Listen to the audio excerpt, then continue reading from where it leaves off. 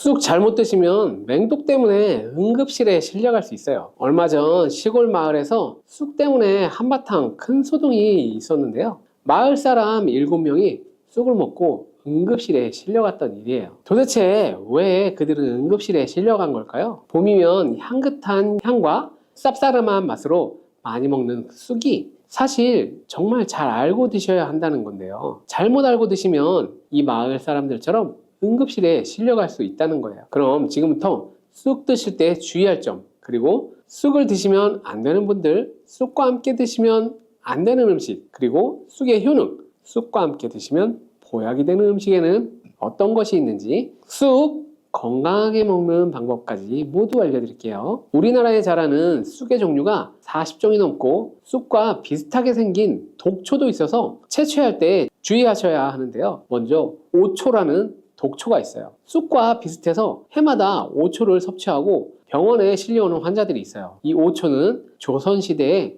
사약을 만들 때 사용할 정도로 맹독을 가지고 있어요. 많이 자랐을 때는 쑥과 어느 정도 구분이 되지만 어린 잎인 새순은 쑥과 너무 비슷해서 이런 사고가 자주 발생하게 됩니다. 그리고 쑥은 아무 데서나 채취해서 드시면 안 되는데요. 그 이유는 바로 중금속 때문이에요. 도심이나 하천, 도로변에서 채취한 쑥에는 기준치 이상의 발암물질인 중금속이 검출이 되고 있어 쑥을 채취할 때는 각별히 주의하시고 웬만하면 안전하게 재배해서 판매되는 쑥을 드시는 것을 권장합니다. 또한 쑥 자체에도 독성이 있어 주의가 필요한데요. 소화기관이 약한 사람들이 과하게 섭취할 경우에 복통, 설사 등의 문제가 발생할 수 있어요. 임산부가 쑥을 드시면 자궁수축을 유발하여서 조산이나 유산의 위험을 증가시킬 수 있습니다. 쑥의 독성은 봄에 채취할 때보다 여름에 채취한 쑥에서 강하게 나타나게 돼요. 쑥의 독성으로 인해서 알레르기를 일으킬 수 있는데 재채기, 콧물, 눈물이 나고 두드러기, 복통의 증상이 나타날 수 있고 심하면 호흡곤란이 생길 수 있습니다. 평소에 복숭아, 사과, 해바라기 또는 국화과 식물로 인해서 알레르기 반응을 일으키는 분들은 특별히 주의하셔야 합니다. 몸에 열이 많은 분들도 쑥을 함부로 드시면 안 되는데요. 쑥이 몸에 좋다고 하여서 계피, 대추 또는 각종 약재를 넣어 차를 끓여 드시기도 하고 물 대신 드시거나 쑥즙을 내어 드시는 분들이 계신데요. 평소 몸에 열이 많은 분들은 절대 이렇게 드시면 안 돼요. 한의학에서는 생쑥은 따뜻하고 익힌 쑥은 뜨겁고 매운 성질을 가지고 있는 식물이라고 해요. 몸에 열이 많은 분들이 쑥을 저렇게 드시면 몸에 지나치게 많은 열이 발생해 부작용이 발생하게 됩니다. 게다가 열은 특히 가슴과 머리 쪽으로 올라가게 되는데 이 열로 인해서 혈압이 올라가고 심장병의 원인이 될 수 있어요. 이런 쑥을 드실 때는 함께 먹는 음식도 중요한데요. 절대로 함께 드시면 안 되는 음식이 바로 우유예요. 요즘 쑥을 이용해 케이크도 만들고 음료로 쑥라떼 같은 것도 인기가 높은데요.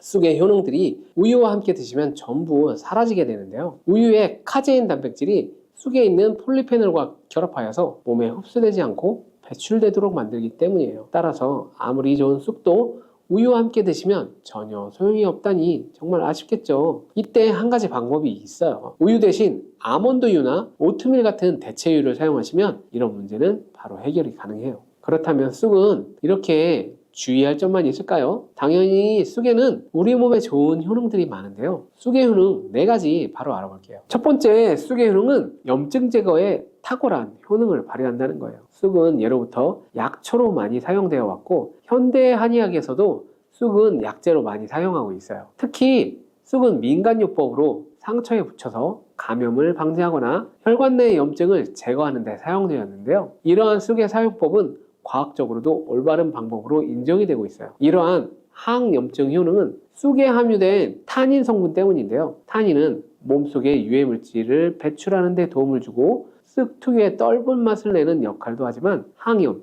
항알러지 작용으로 아토피 같은 알러지 체질을 개선하는 데에도 도움을 줍니다. 그리고 혈액 정화작용을 해주는 클로로필 성분이 풍부하여 혈관 내의 나쁜 콜레스테롤을 흡착하여 배출해주고 혈액순환을 원활하게 해줍니다. 이뿐만 아니라 클로로필은 혈액 내의 해로운 병균을 제거해주는 백혈구의 수를 늘려주어 염증을 억제하는데 탁월한 효능을 발휘해줍니다. 두 번째, 쑥의 효능은 당뇨 개선에 탁월하다는 거예요. 쑥에는 이눌린이라는 수용성 식이섬유가 풍부한데요. 이 성분은 장에서 포도당의 흡수를 느리게 만들어 식후의 혈당이 급격히 오르는 것을 예방해줍니다. 건강한 성인을 대상으로 한 최근의 한 연구에서는 이들이 쑥 추출물을 먹고 난 후에 식후 혈당이 눈에 띄게 낮아진 결과를 확인할 수 있었는데요. 그리고 클로로겐산이라는 성분이 많아 간에서는 포도당의 합성을 억제하고 근육에서는 포도당의 이용을 촉진해서 혈당 조절에 큰 역할을 해줍니다. 실제 연구에서도 클로로겐산은 공복 혈당과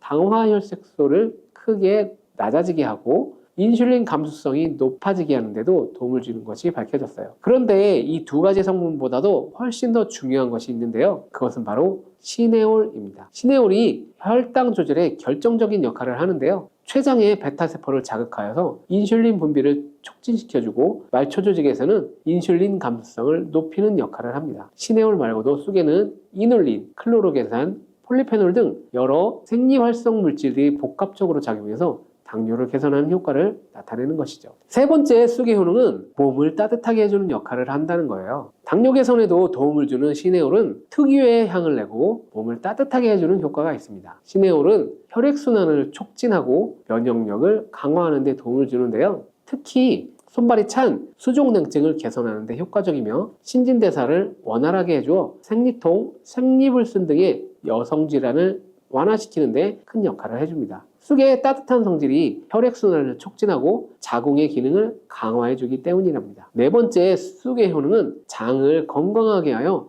변비를 예방하고 소화불량을 해결하는 데 도움을 주는 거예요. 쑥에는 시금치보다 무려 3배나 많은 식이섬유를 가지고 있어 장 운동을 촉진하고 변비 및 숙변 제거에 아주 탁월합니다. 또한 시네올은 위장 점막의 염증을 완화하고 위장 내 유해균을 제거하여 소화장애를 예방하는 데 도움을 줍니다. 그리고 쑥에 함유된 비타민 A는 장내의 점막을 보호하여 장 건강을 유지하는 데 도움을 주며 항산화 작용이 뛰어난 비타민 C는 장내의 유해균을 제거해줘 장내 환경을 건강하게 해줍니다. 평소에 소화가 잘 되지 않는 분들은 쑥을 드셔서 답답하고 더부룩한 증상을 해결하면 정말 좋겠죠. 근데 쑥을 드실 때 쑥만 드시는 게 아니잖아요. 다른 음식들과 같이 드시는데 쑥도 궁합이 맞는 음식이 따로 있다는 건 아셨나요? 이렇게 몸에 좋은 쑥도 함께 드시면 보약이 되는 찰떡궁합 음식이 있습니다. 쑥과 함께 드시면 보약이 되는 음식 첫 번째는 바로 쌀이에요. 쑥하면 생각나는 음식이 바로 쑥떡 아닌가요?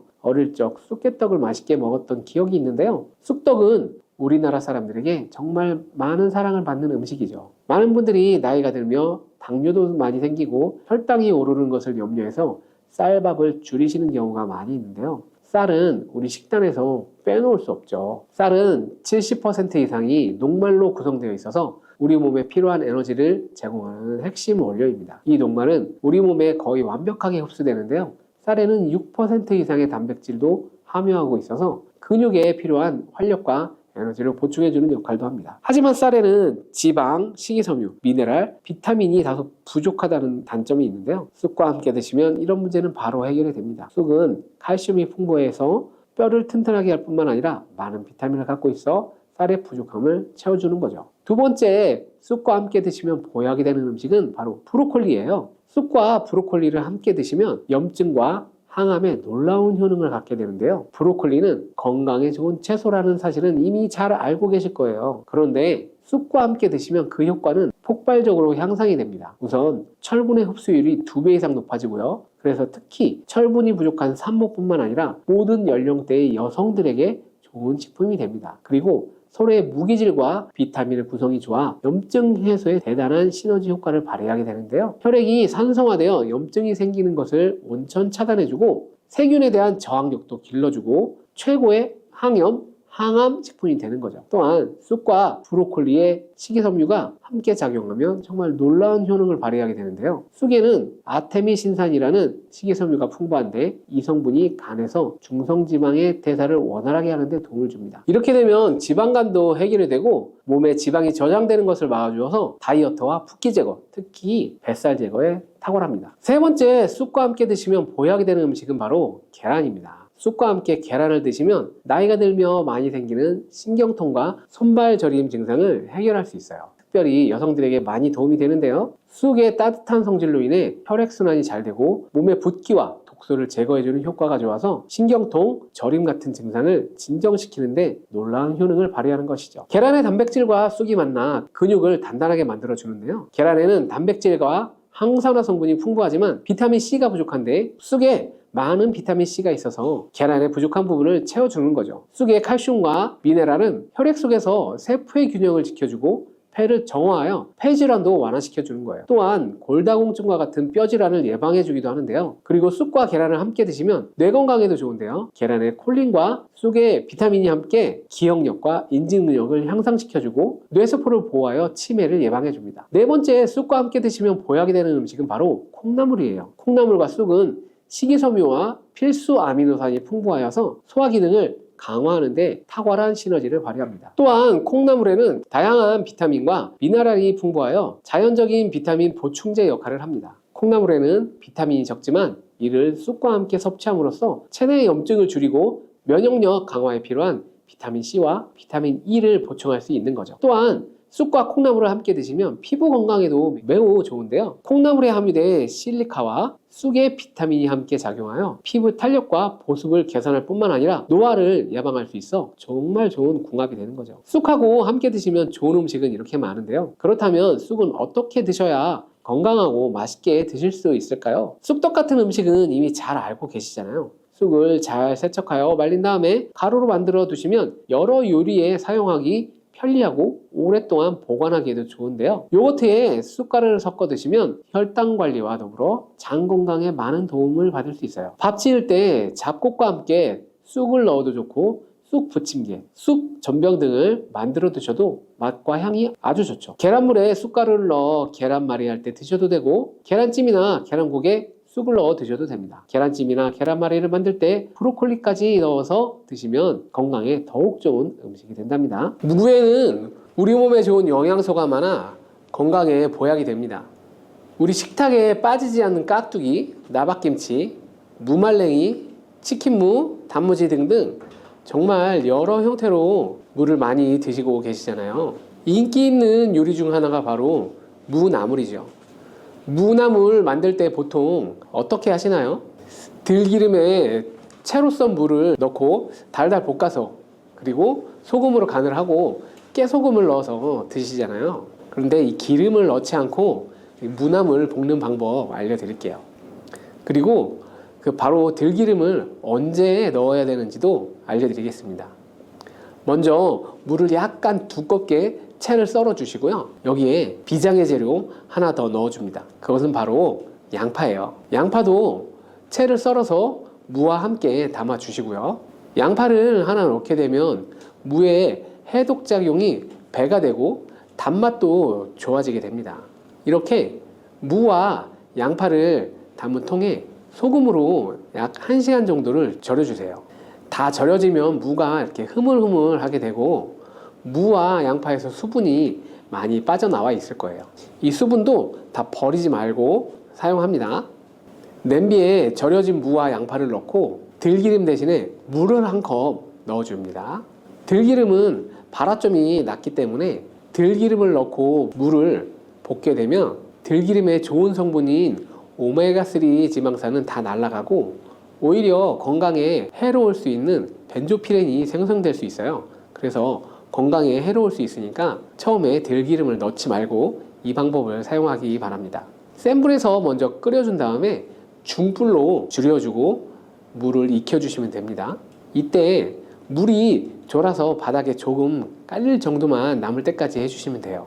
먹기 직전에 들기름을 한두 스푼 넣어주시면 고소하고 달달한 무나물을 드실 수 있어요. 정말 간단하죠?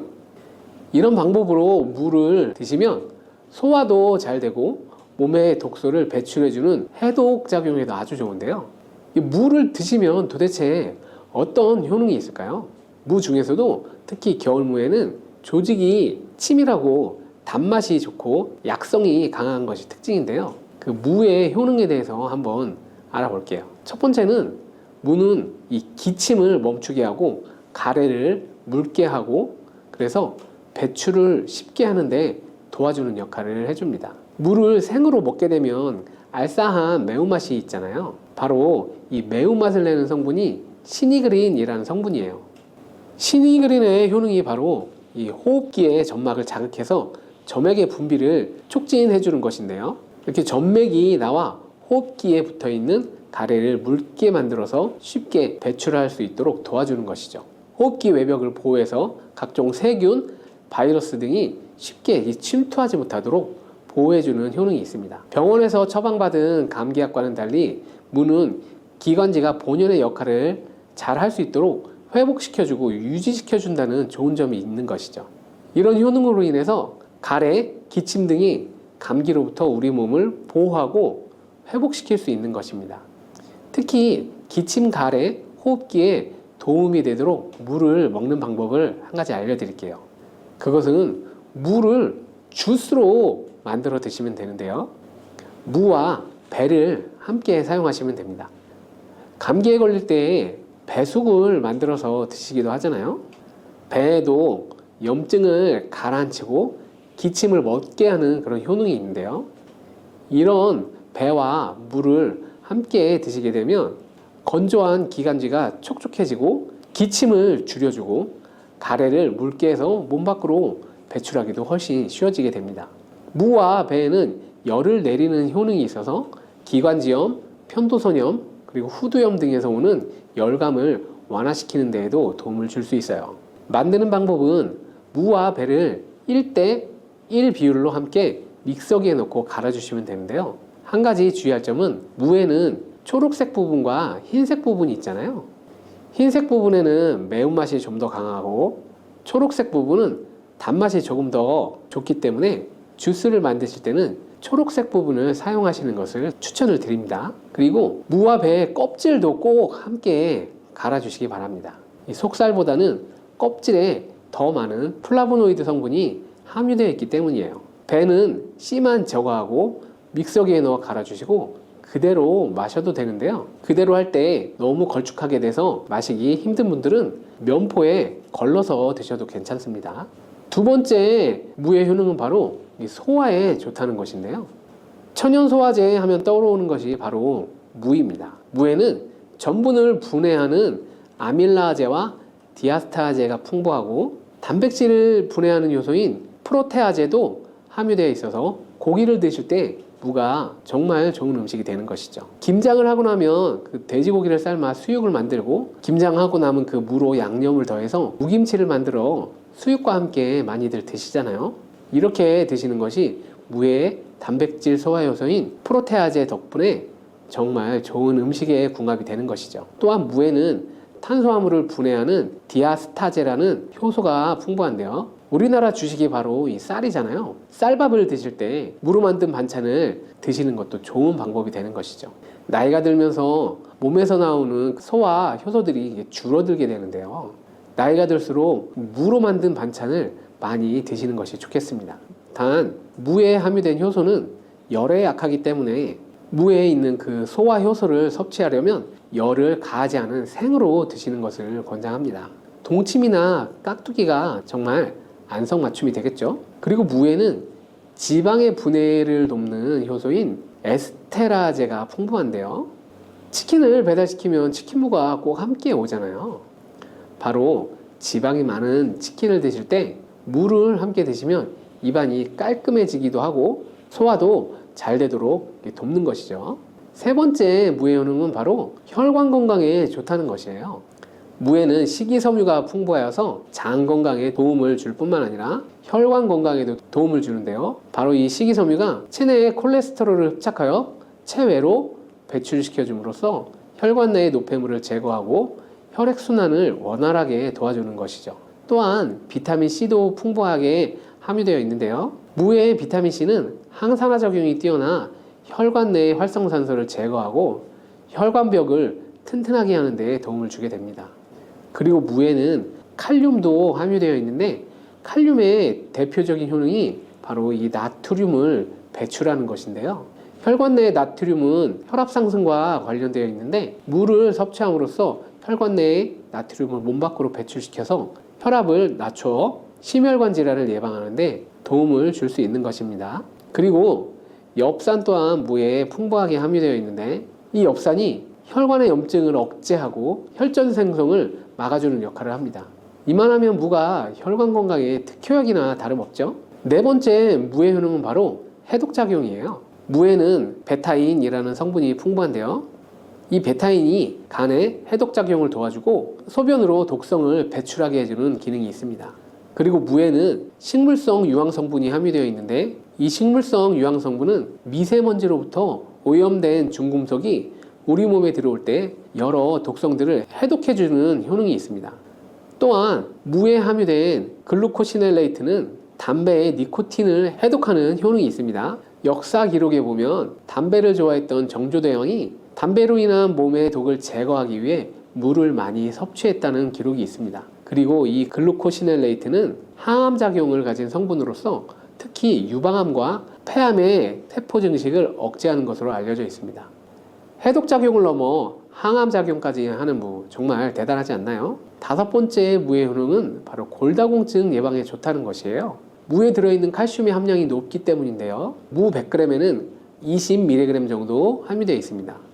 이 무에 칼슘을 섭취하는 아주 좋은 방법이 있는데요. 바로 무말랭이를 만들어서 드시는 것입니다. 무를 말리면 수분은 날아가고 무의 성분들이 응축이 되게 되는데요. 무말랭이 100g에 함유된 칼슘의 함량은 무려 310mg이나 됩니다. 나이가 들면서 뼈에서 칼슘이 빠져나가 골밀도가 점점 낮아지고 골다공증이 발병하는 경우가 많은데요. 골다공증은 나이 드신 분들에게 특히 위험한 병입니다.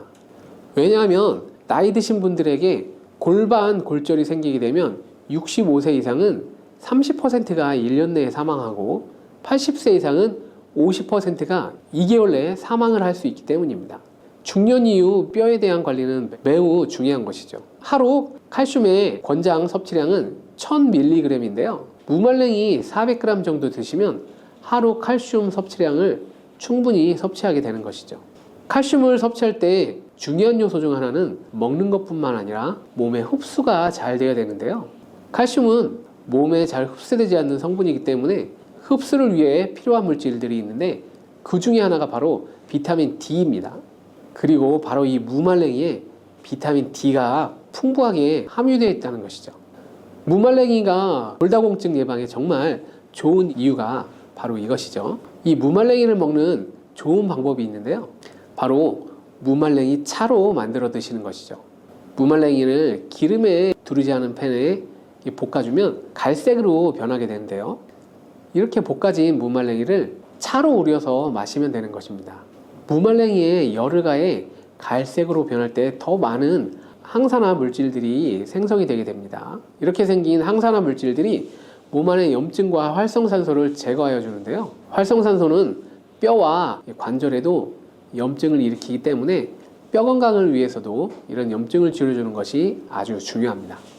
여섯 번째 무의 효능은 정말 중요한데요. 바로 당뇨를 예방하는 데 도움을 준다는 것입니다. 미국의 당뇨병 협회에서는 당뇨를 예방하기 위해서는 물을 매일 섭취하라고 권고하고 있습니다. 탄수화물을 섭취하게 되면 탄수화물이 이 당으로 변하여서 혈당 지수가 올라가게 되는데 이렇게 혈당 지수를 올라가는 데 관여하는 호르몬이 글루카곤입니다. 물을 섭취하게 되면 이 글루카곤의 기능을 억제하게 되는데요. 혈당을 올리는 글루카곤의 효능이 제한되어 혈당 조절에 도움을 줄 수 있는 것이죠. 무에는 이렇게나 많은 효능이 있습니다. 그리고 함께 드시면 무의 효능을 극대화할 수 있는 그런 음식이 있습니다. 첫 번째가 바로 꿀입니다. 무에는 이소티오시아나이트라는 성분이 있는데요. 이 성분은 매운맛을 내며 혈액순환을 원활하게 하여 신진대사를 활성화시켜주는 효능이 있어요. 꿀에는 항균, 항염, 항산화 효능이 있어 무와 함께 드시면 기관지를 촉촉하게 하고 기침을 줄어들게 하고 몸의 기력을 더욱 보충해 줄 수 있어요. 무와 함께 드실 때 좋은 음식 두 번째는 바로 생강입니다. 생강에는 진저롤과 쇼가올 성분이 함유되어 있어 몸 안에 찬 기운을 밖으로 배출하고 몸을 따뜻하게 해주는 효능이 있습니다. 몸을 따뜻하게 하면 몸의 면역력이 더욱 좋아질 수 있는데요.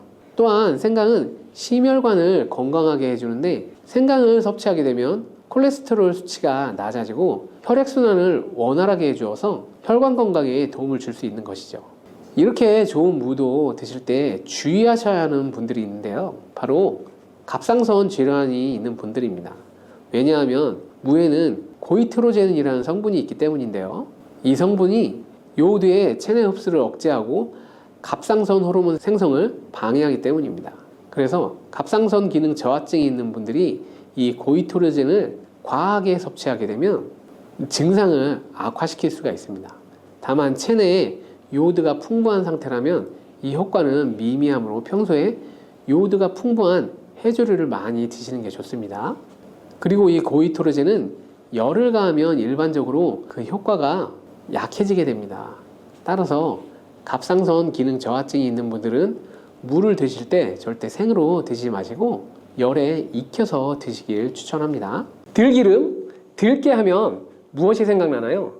들기름에 미역하고 같이 달달달 볶아서 미역국을 끓여 드시면 정말 맛있죠. 건강에 좋다고 알려진 이 들기름과 들깨를 잘못 먹게 되면 암에 걸릴 수도 있고 혈관 건강에 안 좋은 영향을 줘서 치매를 유발할 수도 있다는 사실 알고 계셨나요? 나이가 들면서 산책하기도 힘들고 관절이 쑤시고 무릎 통증 때문에 힘들지 않으신가요? 들깨의 첫 번째 효능이 바로 관절염에 좋다는 것입니다. 무릎이나 관절 통증 때문에 병원에서 진통제를 처방받으시잖아요. 이때 처방받는 진통 소염제의 역할은 몸속에 프로스타글란딘이라는 물질의 생성을 억제하여서 이 통증을 막아주는 것인데요. 들깨 속에 함유되어 있는 식물성 오메가3 지방산인 알파리놀렌산이 함유되어 있는데 이는 체내에서 염증을 일으키는 프로스타글란딘의 생성을 억제하는 데 아주 좋은 효능을 발휘합니다. 우리가 이 오메가3를 먹는 이유 중에 하나가 혈관 건강이죠. 혈액을 잘 돌게 해주는 이런 역할을 해주는 것도 있지만 바로 이 혈관 속에 미세 염증을 잡아준다는 역할도 있는데 알고 계신가요? 들깨가 바로 이런 염증 유발 물질을 억제해줘서 진통 역할을 하게 해준다는 거죠. 또한 들깨의 두 번째 효능은 바로 뼈 건강에 도움을 준다는 것입니다. 들깨에는 관절염, 무릎 통증을 완화시켜주는 성분이 들어있을 뿐만 아니라 바로 뼈 건강에 도움을 주는 식품인데요. 바로 칼슘 함량이 높기 때문입니다. 들깨 100g에는 390mg 정도 되는 칼슘이 함유되어 있어서 뼈 건강에 아주 많은 도움을 주는 좋은 식품이기도 합니다. 이런 들깨를 꾸준히 섭취하게 되면 골다공증 예방에도 참 좋은데요. 골다공증은 중년 이후 노화가 진행될 때 영양 불균형이 생기면서 많이 발생하게 되는데요.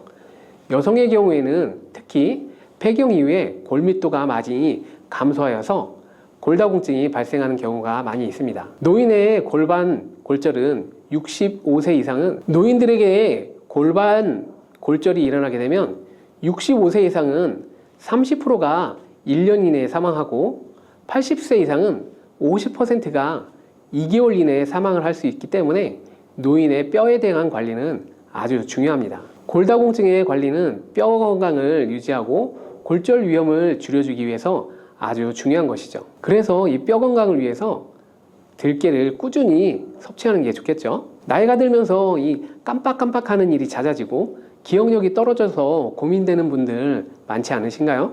지금부터 걱정하지 않으셔도 됩니다. 세 번째 들깨 효능이 바로 뇌 건강, 뇌신경을 튼튼하게 해주고 기억력을 높여주고 치매를 예방하는 데 도움을 준다는 것입니다. 이렇게 많은 효능이 있는 이유는 들깨에 바로 아까 말씀드린 오메가3가 풍부하게 함유되어 있기 때문이죠. 오메가3는 등푸른 생선에 많이 들어있다는 사실 알고 계시잖아요. 그것은 동물성 오메가3고요. 식물성 오메가3인 알파리놀렌산이 들깨에 많이 함유되어 있는데요. 들깨에 함유된 지방산 중에서 바로 60%가 알파리놀렌산입니다. 이 알파리놀렌산은 뇌신경 보호에 탁월한 효과가 있는데요. 어떻게 뇌신경을 보호하게 되느냐? 뇌신경에 염증을 일으켜서 망가뜨리는 사이토카인이라는 물질이 있는데요. 이런 사이토카인 물질의 분비를 감소시키고요. 또 알츠하이머 치매 환자의 뇌에 많이 발견되는 비정상적인 단백질 베타 아밀로이드도 바로 이 알파리놀렌산이 감소시키기 때문입니다. 참치에 많이 함유되어 있다는 DHA 들어보셨나요? DHA가 바로 대표적인 뇌기능 강화 물질인데요. 이 DHA가 기억력을 높이는 데 도움을 주고 학습 능력 또한 좋게 하는데요. 이 DHA는 체내에서 합성되지 않아서 반드시 식품으로 섭취를 해야 합니다. 들깨에 함유된 알파리놀렌산이 흡수될 때 바로 이 DHA로 전환이 되게 됩니다. 들깨가 뇌신경, 뇌 건강에 좋다는 이유가 바로 이것이죠. 네 번째 들깨의 효능은 바로 심장을 건강하게 하고 혈관의 노화를 막아주는데 도움을 준다는 것이에요. 알파리놀렌산이 체내에 흡수될 때 DHA로 변환된다고 했잖아요. 그뿐만 아니라 바로 EPA로도 변환이 되는데요. 이 EPA가 어떤 역할을 하냐면 바로 혈소판 응집을 억제해서 혈관에 혈전이 생기는 것을 방지하는 효능을 한다는 거죠. 그리고 혈관을 튼튼하게 하는 효능과 혈액의 중성지방과 나쁜 콜레스테롤인 LDL을 낮추고 좋은 콜레스테롤인 HDL을 높여주는 역할도 합니다. 미국의 심장협회에서는 허혈성 뇌졸중, 심장마비로 인한 돌연사, 관상동맥질환 등의 위험을 감소시키기 위해서 매주 1회에서 2회 이상 오메가3 지방산이 풍부한 등푸른 생선을 섭취하는 것이 도움을 준다고 발표했습니다. 그런데 이 오메가3 지방산의 함량을 살펴보면 100g당 오메가3 지방산의 함량이 연어에는 11.5g, 고등어에는 9.9g, 들깨에는 무려 63.1g이나 함유되어 있다는 것이 밝혀졌어요. 들깨에 정말 많이 함유되어 있지 않나요? 들깨에는 연어에 비해서 바로 5배 이상 들어있다는 거죠. 들깨만 꾸준히 드셔도 혈관도 건강하게 하고 심장도 튼튼하게 유지하는데 많은 도움이 된다는 거죠. 5번째 들깨의 효능은 바로 변비에 좋다는 것입니다. 들깨의 껍질에는 식이섬유가 풍부한데요. 들깨 100g에는 18g 정도로 풍부한 식이섬유가 함유되어 있습니다. 수분을 많이 흡수하게 되면 변을 무르게 하고 장 운동도 촉진하여서 변비를 예방하는 데 도움을 줄 수 있는 거죠. 또한 불포화 지방산이 풍부한데요. 들깨에 함유된 리놀렌산이 대장의 염증을 억제해주고 변비로 인해 발생할 수 있는 대장질환 또한 예방하는 데 도움을 줄 수 있습니다. 다음으로 들깨의 효능은 바로 췌장을 건강하게 하는데 도움을 준다는 거예요. 들깨에는 루테올린이라는 성분이 또한 많이 함유되어 있는데요. 이 성분은 몸 안에서 인슐린에 대한 반응도를 높이는 기능을 합니다. 이게 무슨 말이냐면 췌장에서 인슐린을 조금만 분비하게 돼도 몸 안에서 인슐린에 대한 반응을 잘하여서 혈당이 급격히 올라가는 것을 막아주고 이렇게 되면 췌장에서 인슐린 분비를 멈추게 되겠죠. 이렇게 췌장의 부담을 많이 덜어줄 수 있다는 거예요.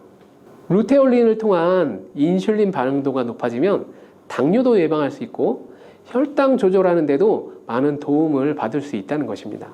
7번째 들깨의 효능은 바로 알레르기성 질환을 예방하는 데 도움을 준다는 거예요. 들깨에 오메가3 지방산이 많이 함유되어 있다고 했잖아요. 이 오메가3 지방산이 염증을 억제하고 면역력을 강화하는 데 효과가 있어서 알레르기 증상을 예방하고 완화시키는 데 도움을 줄 수 있는 거죠. 또 비타민 E가 풍부하게 함유되어 있는데요. 비타민 E는 항산화 작용이 뛰어나고 알레르기 때문에 처방받는 항히스타민제와 비슷한 역할을 한다고 볼 수 있는 거죠. 다음으로 들깨의 효능은 바로 빈혈에 좋다는 거예요. 들깨 100g에는 철분이 약 14mg 정도 들어있는데요. 이는 시금치의 약 2배에 해당됩니다. 시금치보다도 철분 함량이 높아서 이 빈혈에 도움을 준다는 거고요. 그뿐만 아니라 들깨에 함유된 비타민 B12는 조혈작용을 도와주는데요. 조혈작용이란 혈액 속에 혈구를 만들어내는 역할을 합니다. 빈혈이 있는 분들이 들깨를 꾸준히 드시게 되면 빈혈을 개선하는 데 많이 도움을 받을 수 있다는 거예요. 이렇게 많은 장점이 있는 들깨에도 아주 취약한 단점이 있습니다. 그것은 바로 열에 약하고 산패가 쉽게 된다는 거예요. 보통은 통 들깨보다 들기름으로 많이 섭취를 하고 계신데요. 이 들기름을 짤 때 방법이 아주 중요합니다. 보통은 200도 이상으로 들깨를 볶아서 기름을 짜게 되는데요. 이때 몸에 좋은 오메가3 지방산이 대부분 파괴가 됩니다. 그래서 들기름을 드실 때는 저온에서 압착한 들기름을 사용하는 것이 좋습니다. 저온 압착유 또는 생들기름이라고도 하는데요. 이 기름을 요리에 사용할 때도 열에 오랫동안 가열하지 마시고 요리가 끝날 때쯤 무렵 들기름을 넣어 주거나 먹기 직전에 드레싱을 하여서 드시는 것이 아주 좋습니다. 들기름은 또 산패가 쉽다고 했잖아요. 들기름이 산패되면 벤조피렌이 생성되는데 바로 이게 1급 발암물질이에요. 산패된 들기름을 지속적으로 드시게 되면 발암물질을 계속 먹게 되는 거죠. 그래서 들기름의 사용 기한을 지켜주는 것이 아주 중요한데요. 보통은 2달 내로 드시는 것이 좋고 개봉을 했다면 1달 이내에 소비하는 것을 권장드립니다. 보관 방법도 중요한데요. 신문지나 검은 비닐 등으로 감싸서 빛을 차단하고 밀봉한 상태에서 반드시 냉장 보관하시기 바랍니다. 실온에 두신다면 들기름의 산패는 급속히 진행되기 때문입니다. 그런데 이 들기름을 오래 보관할 수 있는 방법이 있는데요. 그것은 바로 참기름과 섞어서 보관하는 것입니다. 참기름에는 비타민 E와 세사몰이라는 성분이 있는데요. 이 성분들이 산패를 막아주는데 도움을 준다는 거죠. 참깨에 있는 세사몰이라는 성물은 참기름을 고온에서 볶거나 기름을 짜는 과정에 생성되는 물질인데요. 이 때문에 다른 기름에 비해서 참기름이 산패가 느리고 지속성이 좋은 거죠. 그래서 들기름과 참기름을 7:3 또는 8:2 정도로 섞어서 보관하시면 조금 더 오래 보관할 수 있습니다. 그런데 들깨를 기름으로 드시게 되면 들깨 껍질을 섭취할 수 없는데요. 들깨 껍질에 몸에 좋은 식이섬유와 대표적인 항산화 물질인 폴리페놀 성분을 다 버리게 되는 거죠. 그래서 들깨를 제대로 드시려면 들기름보다도 통들깨 자체로 드시는 것이 좋습니다. 마트에 가면 통들깨보다도 들깨 가루를 많이 판매하고 있는데요. 들깨 가루는 산패가 빨리 진행되기 때문에 통들깨를 찾아서 구매하시기 바랍니다. 통들깨를 구매하시면 그 안에 작은 돌이라든지 이물질들이 들어있는데요. 세척을 잘 해주셔야 합니다.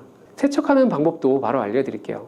먼저 들깨를 물에 담가서 씻어줍니다. 그리고 물 위에 뜨는 것만 채로 이렇게 걷어서 옮겨주시기 바랍니다. 이렇게 몇 번을 하게 되면 바닥에 이물질만 남게 되는데요. 그것은 버리고 또 물에 담가서 씻어주고 물 위에 뜨는 것만 채로 걷어서 옮겨주고 이 작업을 3번, 4번 반복해주면 깨끗한 통들깨를 세척할 수 있습니다. 깨끗하게 세척한 통들깨는 자연 건조를 시켜주셔도 되지만 시간이 오래 걸리기 때문에 팬에 담아서 약한 불로 건조시켜 주거나 쉬운 방법은 전자레인지를 이용하시면 됩니다. 전자레인지를 이용해서 건조하는 방법도 알려드릴게요. 세척한 통들깨를 접시에 담아 주시고요. 이렇게 해서 5분 정도 전자레인지에 돌려주세요. 그리고 꺼내서 상태를 한번 확인해 줍니다. 아직 건조가 덜 되었을 거예요. 한 번에 오랜 시간 전자레인지를 돌리게 되면 들깨가 탈 수 있기 때문에 이렇게 5분 정도씩 돌려가면서 상태를 확인해 주면서 완전히 건조될 때까지 반복해 주시면 됩니다. 완전히 건조된 통들깨는 그냥 스푼으로 떠서 한 스푼씩 이렇게 드셔도 됩니다. 먹을 만큼 믹서기에 갈아서 음식에 넣어 드셔도 좋고 통들깨 자체로 음식에 넣어 드셔도 됩니다. 밥할 때 한 스푼 넣어서 같이 밥을 해도 아주 좋은 방법입니다. 이렇게 하면 들깨를 산패되지 않은 상태로 신선하고 건강하게 드실 수 있습니다. 부추와 이것을 함께 드시면 죽어가던 혈관이 살아나고 치매가 예방됩니다. 부추에는 항산화 성분과 각종 비타민, 칼슘, 칼륨 등의 미네랄 성분이 풍부하여서 간 해독에 좋고 콜레스테롤 수치를 낮추며 당뇨의 예방과 혈당 조절에도 도움이 되고 심혈관 질환을 예방하는 데도 탁월한 효능이 있습니다. 부추가 건강에 도움이 된다는 사실은 많은 분들이 알고 계시지만 부추의 효능에 대해 자세히 알고 계신가요? 부추의 효능, 함께 먹으면 보약이 되는 음식과 부추를 드실 때 주의할 점, 그리고 부추의 특별 조리법까지 모두 알려드릴게요. 같이 먹으면 좋은 음식 첫 번째는 바로 두부입니다. 두부는 기본적으로 단백질이 풍부하고 레시틴, 리놀렌산, 피토스테롤 등의 성분이 풍부해 몸 안의 콜레스테롤 수치를 낮춰주고 혈액순환을 원활하게 하고 동맥경화, 심근경색, 뇌출혈 등의 심혈관 질환을 예방할 수 있습니다. 그리고 두부는 체력과 근력을 유지하는 데 큰 도움을 주는데요. 바로 두부의 풍부한 단백질 때문이죠. 근육은 매일 일정량이 새로운 근육으로 대체되기 때문에 매일 단백질을 공급해줘야 하는데요.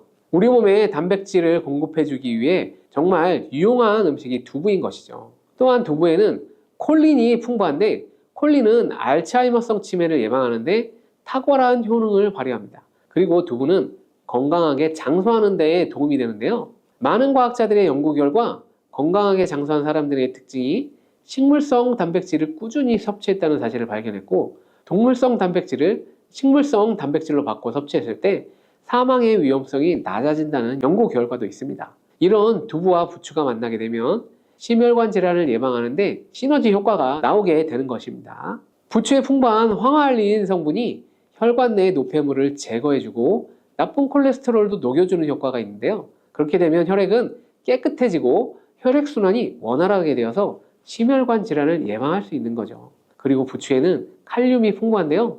칼륨은 혈관 내 나트륨을 배출해주는 작용을 합니다. 나트륨의 농도가 높아지게 되면 고혈압이 발생하고 증세가 심해지면 치매까지 유발할 수 있는데요. 부추의 칼륨이 나트륨을 배출해 주어서 혈관의 문제를 미리미리 예방하여 고혈압뿐만 아니라 혈관성 치매까지 예방하는 효과를 누릴 수 있답니다. 문제는 부추를 먹어 이렇게 혈액순환이 좋아진다고 해도 혈관 내의 호모시스테인이라는 성분은 부추를 드시는 것으로는 해결이 되지 않습니다. 호모시스테인은 체내에서 메티오닌이 대사되는 과정에서 생성되는 아미노산인데요. 이 호모시스테인이 혈관에 쌓이게 되면 혈관을 손상시키고 혈액 응고를 촉진하기 때문에 심혈관 질환이 급증할 수 있어요. 그런데 이때 두부를 함께 드시게 되면 혈관 내의 호모시스테인을 제거하는데 놀라운 효과를 볼 수 있는데요. 바로 두부에 풍부한 엽산이 호모시스테인을 몸 밖으로 배출해 주는데 탁월한 효과를 발휘하죠. 이 엽산이 호모시스테인을 다시 메티오닌으로 전환시켜 독성을 완화시킬 수 있어요. 앞에 말씀드렸듯이 두부에 단백질이 풍부하다는 사실은 알고 계실 거예요. 그런데 단백질의 양이 고기보다 훨씬 많다는 사실은 모르셨죠? 나이가 들수록 고기가 소화가 잘 안 되어서 잘 안 드시게 되는 분들이 많아지고 있는데요. 그리고 우리나라 성인들의 단백질 섭취량이 많이 부족하다는 통계 자료도 있습니다. 두부를 드시게 되면 부족한 단백질을 충분히 보충해 줘서 근육을 튼튼하게 하는 데 도움이 되고, 이는 관절염과 통증을 예방하는 데 도움을 받을 수 있어요. 그리고 두부에는 이소플라본이라는 성분이 많이 들어있는데요. 이소플라본은 칼슘의 흡수를 도와주고 뼈에서 칼슘이 빠져나가는 증상까지 막아주는 효능이 있어요. 이런 효능으로 노년기 골다공증을 예방하는데 아주 중요한 역할을 해줄 수 있어요. 다만 이런 두부는 찬 성질을 가지고 있기 때문에 몸이 찬 분들이 드시면 소화가 잘 되지 않을 수 있는데요. 그때 부추와 함께 드시게 되면 이런 문제를 해결할 수 있습니다. 부추는 따뜻한 성질을 가지고 있기 때문에 두부의 찬 성질을 중화시켜 줄 수 있어요. 그럼 두부와 부추를 함께 드시는 방법 알려드릴게요. 먼저 두부를 면포에 담아서 물기를 꽉 빼주고 두부를 으깨줍니다. 으깬 두부와 잘게 썬 부추에 계란을 넣어서 반죽을 해줍니다. 그리고 잘 달궈진 팬에 기름을 둘러주시고, 이때 기름은 오메가3가 풍부한 올리브유나 들기름을 사용해 주는 게 좋아요. 반죽을 넣고 잘 부쳐주면 두부 부추전이 완성이 됩니다. 두 번째, 부추와 함께 먹으면 보약이 되는 음식은 바로 사과입니다. 부추를 사과와 함께 드시게 되면 사과에 풍부한 항산화 물질들이 혈관을 보호하고 유기산이 우리 몸의 신진대사를 촉진해 주어서 몸속에 생성되는 발암 물질들을 몸 밖으로 빠르게 배출시켜 주는 거죠.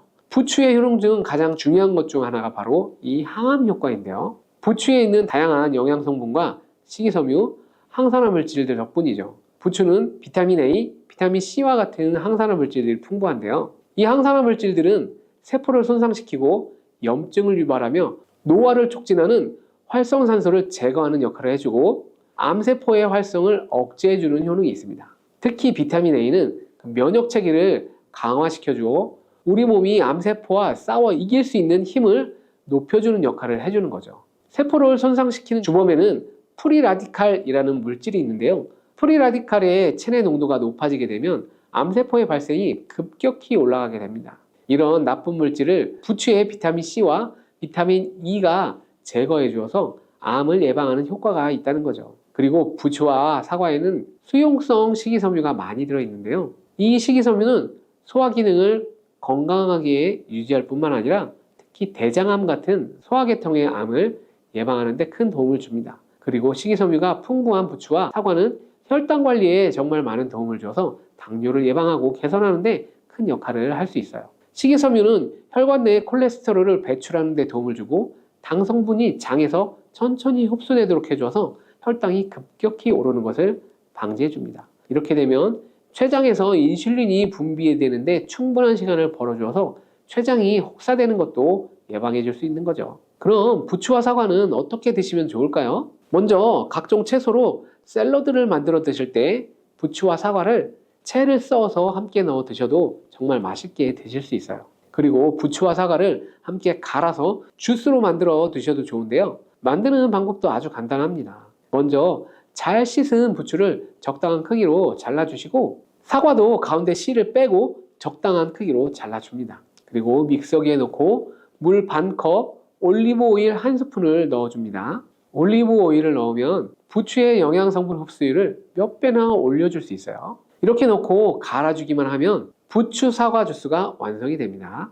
세 번째, 부추와 함께 먹으면 보약이 되는 음식은 바로 돼지고기예요. 부추의 강력한 생명력은 지친 간을 되살리는 데에도 그 효능이 뛰어나 간에 쌓인 독소를 제거하는 데에도 효과적인데요. 부추에 함유된 베타카로틴과 클로로필은 간세포를 보호하고 간의 재생을 촉진해주는 역할을 해줍니다. 그리고 부추에 함유된 사포닌 성분은 지방간을 예방하고 간의 부담을 덜어주는 데 많은 도움을 줄 수 있습니다. 또한 황화알린이라는 성분이 풍부한데 이 성분은 간의 면역력을 강화해주고 간의 여러 질환을 예방해주는 효과가 있습니다.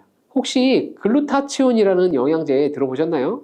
부추에는 체내에서 이 글루타치온을 합성할 때 필요한 황화합물이 풍부하여서 간의 해독 작용을 높여줄 수 있어요. 이때 돼지고기를 부추와 함께 드시게 되면 우리 몸에 정말 좋은 보약이 되는데요. 부추의 알리신 성분은 돼지고기의 비타민 B1의 흡수율을 높여줍니다. 또한 부추의 따뜻한 성질이 돼지고기의 찬 성질을 보완해 주어서 소화가 잘 되도록 도와주고 위장 건강에 도움을 줄 수 있어요. 그리고 영양학적으로도 서로 보완이 되어서 균형 잡힌 식사가 될 뿐 아니라 혈액순환 개선, 면역력 강화, 피로 해소, 에너지 증진, 항암 효과 등을 더 효과적으로 얻을 수 있습니다. 그렇다면 부추와 돼지고기는 어떻게 드시면 될까요?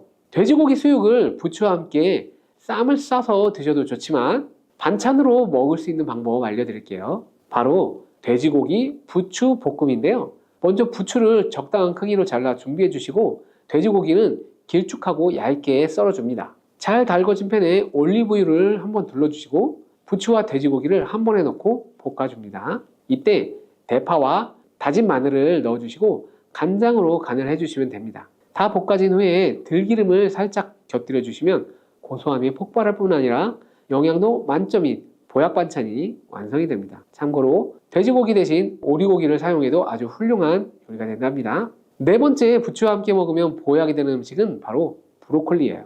브로콜리는 세계 10대 슈퍼푸드 중 하나로 선정될 만큼 건강에 좋은 채소인데요. 브로콜리에는 항산화 물질인 비타민 E, 베타카로틴, 비타민 C 등이 풍부하게 함유되어 있어 혈관 속의 활성산소를 제거하여서 세포의 노화를 방지해주는 효과가 있어요. 그리고 설포라판이라는 항암 성분도 풍부하여서 암세포의 성장을 억제하고 암 예방에 효과적인 놀라운 식물이죠. 또한 비타민 A가 풍부해서 눈 건강에도 아주 좋은 효능을 발휘합니다. 이 비타민 A는 부추에도 풍부하여서 함께 드실 때 시너지 효과를 누릴 수 있게 되는데요.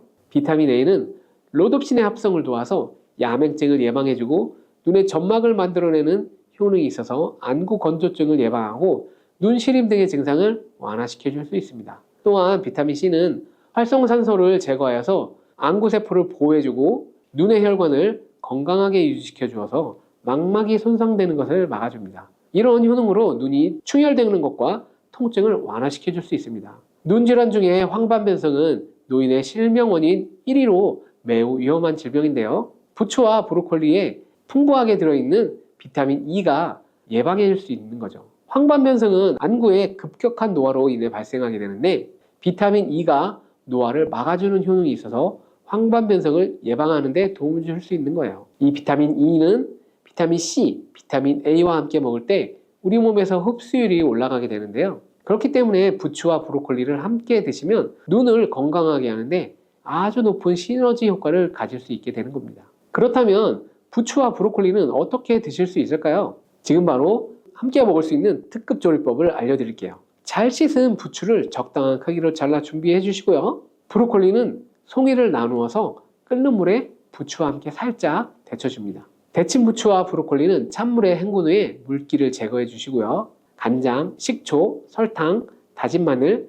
참기름을 넣어서 양념장을 만들어 부추와 브로콜리를 골고루 묻혀줍니다. 마지막으로 통깨를 뿌려주면 맛있는 부추 브로콜리 무침이 완성됩니다. 이렇게 몸에 좋은 부추도 주의해야 할 사항이 있는데요. 돼지고기와 함께 먹을 때는 좋지만 소고기와는 절대 먹지 않는 것이 좋습니다. 소고기는 부추와 비슷하게 따뜻한 성질을 가지고 있는데요. 부추와 함께 드시게 되면 뜨거운 성질이 강화되어서 위와 장 등의 소화기관에 강한 자극을 주게 되어 소화불량을 일으키고 복통이나 설사를 유발할 수 있어요. 너무 많이 드시게 되면 그 열로 인해 두통과 불면증까지 오는 경우도 있습니다. 그리고 신장 기능이 약하신 분들도 부추를 드실 때 주의하시는 게 좋은데요. 그 이유는 부추에 풍부한 칼륨 때문입니다. 칼륨이 몸속에 나트륨을 배출해주는 효능이 있지만 신장이 약하신 분들이 부추를 과하게 드시게 되면 많은 양의 칼륨이 몸에 들어오게 되고 약한 신장이 칼륨을 몸 밖으로 잘 배출해주지 못하게 됩니다. 그렇게 되면 고칼륨 혈증이 나타나 근육이 약화될 수 있고 심장박동이 불규칙해질 수 있으며 심하면 호흡곤란을 초래하기도 합니다. 따라서 신장질환이 있는 분들은 몸 상태를 보면서 소량씩 드시는 게 좋겠습니다.